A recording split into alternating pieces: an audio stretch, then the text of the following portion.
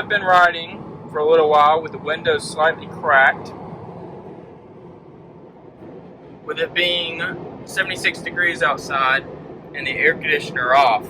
Going down the interstate at about 72 miles per hour on autopilot. I've been doing this since about right where this high point is in the mileage. So about a couple of miles really only. It's getting to be about 3 miles now. I'm trying to watch kind of where the consumption's at and compare that to running the air conditioner at, we'll say, 72 degrees to feel comfortable, and windows fully up in order to get better aerodynamics, and which then relates to better consumption. So, as you can see, we're going up a hill right now, and it clearly is really pulling a lot of increased range. I don't know if I'll be able to repeat a hill like that when I get the air conditioner. I'll keep an eye on it, and I'll try to repeat a very similar path with the air conditioner. So what you can see here from the pic after the 15 miles was completely done is we stopped with a 244 watt-hour per mile average. So we've now closed the window. All windows are closed. Still on autopilot for 72 miles per hour. Still 76 degrees outside. We have the air conditioner running at 72 degrees. Still have a 15-mile average. We started this test at actually down here at the bottom of this point, and it was somewhere right at the bottom. It started going up a hill right when I started it almost. So that's going to be the point. I'm going to probably go slightly into that upward curve at the 15-mile average, and I'll take a picture. And we'll see what the difference is for the average watt-hour per mile, as well as the curves. We're going pretty flat at the moment, but I'm hoping that we have similar terrain as what we did in the last 15 miles. If not, I will try to note what mile marker I'm at. I'm at 28 now, and that's about 9 miles. So I would put that at whichever direction the mile markers are going, and we'll maybe try to do it on the way back, but it probably will be warmer by that point in time.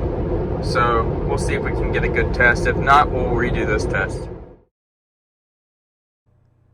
So what you can see here with the windows up, using the air conditioner, even though there's not a big delta T or anything, we still ended up with 259 watt-hours per mile average consumption, which I decided I'd go ahead and show you the 30-mile average as well.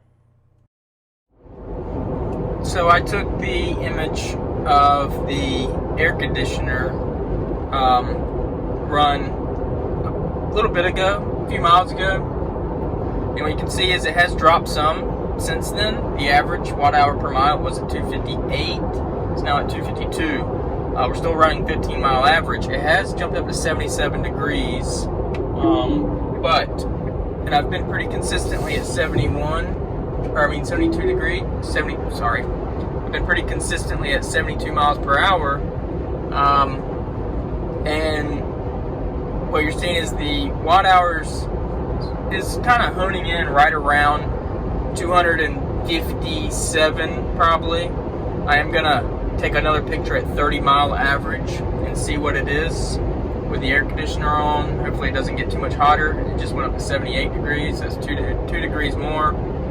But right now it's looking like there's about a 10 watt-hour per mile delta when it's roughly 76 degrees outside, between having a cracked window and the AC running. Now, I will say it may be a little more even if the air conditioner is at 76, similar to what the temperature is outside. I was getting warm with the window cracked slightly, and it wasn't necessarily comfortable. I had some sweating at my back, and that's why I keep it at 72, is because it kind of gets rid of that.